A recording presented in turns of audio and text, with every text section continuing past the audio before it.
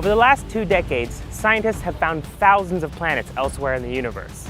These are called exoplanets. As we get better and better at finding them, we need ways to narrow down the ones most likely to support life. 2 NASA rocket teams are working to do just that from Australia. Their mission?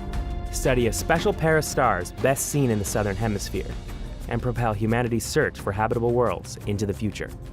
I'm Miles Hadfield, and I'm following these rocket teams to Australia to show you what it takes to launch a rocket and make groundbreaking scientific measurements. Hang on tight. We're going on an adventure, high above, down under.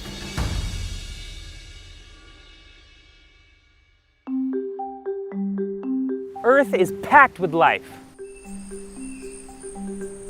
But some environments are more habitable than others. So what makes an environment, or a planet, a good place for life to thrive? Well, one thing is water! And in fact, that's what the search for life elsewhere in the universe has focused on so far. Finding planets where water can exist in liquid form. There's a region around every star that scientists call the Goldilocks zone. A planet in this zone has the right temperature for water to remain liquid. Too close, and the water will evaporate away. Too far, and it'll freeze. The distance has to be just right. This zone has been the basis for the search for habitable worlds. But just because a planet is inside the Goldilocks zone doesn't mean it can sustain life. Take, for example, the closest known exoplanet to Earth at just 4.2 light years away. It's located in the Goldilocks zone, but scientists think the star's frequent eruptions might have blown away any atmosphere the planet might have had. In other words, the Goldilocks zone is just a first guess. To truly tell whether an exoplanet is habitable, we need to look at the star it's orbiting. Unfortunately, we can't just observe a planet and understand it at face value. We have to understand it in the context of what its parent star is giving it. So scientists have been collecting data from different types of stars to learn how they affect their planets. We would like to be able to create a menu of star-planet possibilities that our future missions can draw from and prioritize the most promising places to find habitable environments. The next item to be added to the menu? Yellow stars. We're looking for something around 5 billion years old, an average size. Wait a second, don't we have one right here?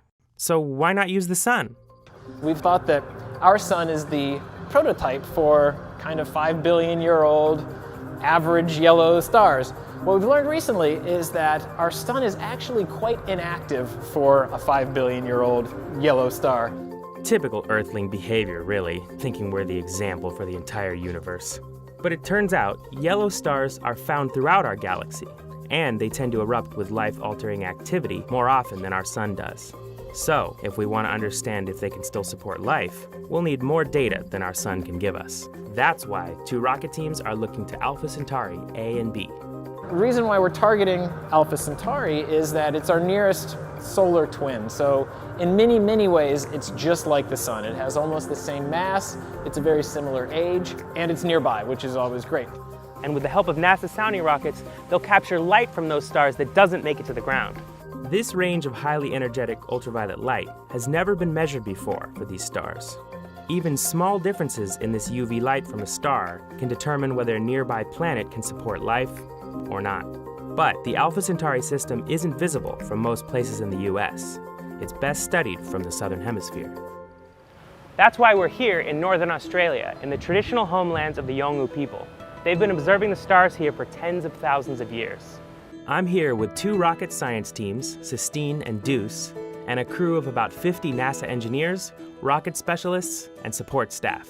In partnership with Equatorial Launch Australia and the Gumatch Corporation, they've created an entire rocket range from scratch to help the scientists achieve their goals. In this series, you're going to meet these teams and follow their quest high above the Australian outback to see what it takes to make these first ever measurements from our closest stellar neighbors. We're going behind the scenes to learn more about the science of habitability and what goes into launching a rocket, dodging venomous snakes and crocodiles along the way. But first, we'll take a look at how this brand new rocket range came to life with the help of the Yolngu people who have been observing these stars for millennia.